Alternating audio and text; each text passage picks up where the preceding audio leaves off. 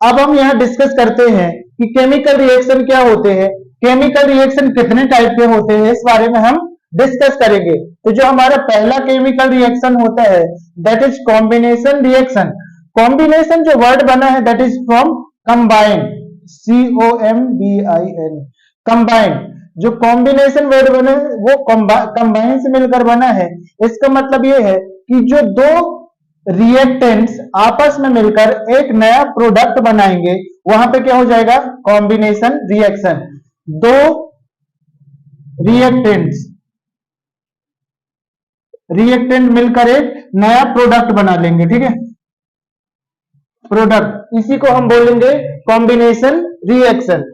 यहां पे दूसरे में देखोगे आप तो ये कॉपर है, सॉरी ये कार्बन है, और ये क्या है, ऑक्सीजन है, गैस। कार्बन और ऑक्सीजन आपस में मिलकर क्या बना लेते हैं, CO2 गैस बना लेते हैं। यहाँ पे 2 हाइड्रोजन के दो एटम्स है, और यहाँ पे हो जाएगा ऑक्सीजन, ये आपस में मिलकर H2O बना लेते हैं, जिसको अपन बोलते हैं पानी, ठीक है। दूसरा हमारा रिएक्शन हो जाएगा एक्सोथर्मिक रिएक्शन। एक्सोथर्मिक रिएक्शन क्या होता है कि जब हम दो रिएक्टेंट्स को आपस में मिलाते हैं, दो रिएक्टेंट्स को आपस में मिलाने के बाद हमको एक प्रोडक्ट तो बनता है, साथ में गैस निकलती है, ठीक है। साथ में क्या निकलेगी, हमको गैस, प्रोडक्ट बनेगा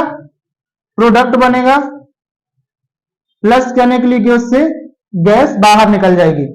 जैसे बर्निंग ऑफ नेचुरल गैस, जब नेचुरल गैस CH4 को ऑक्सीजन की प्रेजेंस में हम बर्न करते हैं तो हमको क्या मिलती है, CO2 गैस मिल जाती है और 2H2O, ठीक है, मतलब पानी का हमको भाप फॉर्म में मिल जाता है, भाप। दूसरा रिएक्शन हम देखते हैं इसमें एक्सोथर्मिक में, दूसरा रिएक्शन आएगा हमारा रेस्पिरेशन। रेस्पिरेशन मतलब जो हम सांस लेते हैं, ठीक है, सांस लेते हैं तब जो हम, जैसे हमने कोई खाना खाया, खाना खाने के बाद जब हम सांस लिए तो उसके जो मॉलिक्यूल्स थे, इंग्रेडिएंट्स थे, हमारी बॉडी में जाके डाइजेस्ट हुए, और जो इंपॉर्टेंट इंग्रेडिएंट्स थे हमारी बॉडी के द्वारा यूज किए गए, उसके बाद हमको क्या मिली, एनर्जी मिली, ठीक है। यहाँ पे अगर हम इसको केमिकल फॉर्म में देखेंगे तो ये हो जाएगा C6H12O6, जो एक एक्वस है। एक्वस का मतलब होता है पानी जैसा, लिक्विड, समथिंग लाइक लिक्विड। जब हम C6H12O6 के एक्वा को हम 6O2 के साथ रिएक्शन कराते हैं तो हमारे क्या हो जाता है, ऑक्सीजन के 6 मॉलिक्यूल्स के साथ और रिएक्शन कराते हैं, तब क्या हो जाता है, 6O2 हो जाता है, और यहाँ पे हमको मिल जाता है पानी लिक्विड फॉर्म में, और साथ में हमको मिल जाती है एनर्जी जिसका हम यूज कर लेते हैं। वेजिटेबल मटेरियल डिकम्पोजिशन, यहाँ पे हम देखते हैं कि अगर जो हमारा वेजिटेबल मटेरियल डिकम्पोज होता है, जैसे सपोज करो कि आप एप्पल लाते हैं, एप्पल को 2 दिन के लिए 2-3 दिन के लिए रख देते हैं, तो उसमें देखते हैं कि जो एप्पल्स रहेगा, एप्पल्स धीरे धीरे खराब होना शुरू हो जाता है। मतलब कि क्या हो जाता है कि उससे एनर्जी जो रहेगी, एप्पल्स की जो एनर्जी है वो कहां चली जाएगी, बाहर नहीं चली जाएगी, जिसके कारण क्या हो जाएगा, जो हमारा मटेरियल है डिकम्पोज स्टार्ट हो जाएगा, उसका डिकम्पोजिशन होने लगेगा, खराब होना शुरू हो जाएगा। इसी बेस पे हम एक पढ़ते हैं डिकम्पोजिशन रिएक्शन, ठीक है। दूसरा हम क्या पढ़ेंगे, डिकम्पोजिशन रिएक्शन। डिकम्पोजिशन रिएक्शन में हम क्या पढ़ेंगे कि जब हमारा एक रिएक्टेंट एक से ज्यादा प्रोडक्ट हमारा बनाता है, या एक से ज्यादा चीजें हमको मिलती हैं, वहां पे क्या हो जाता है हमारा डिकम्पोजिशन रिएक्शन। जैसे यहाँ पे देखेंगे फेरस सल्फेट को जब हम गर्म करते हैं तो यहाँ फेरस ऑक्साइड मिल जाता है, और यहाँ पे SO2 जो गैस है वो अलग हो जाती है, और SO3 गैस भी अलग हो जाती है।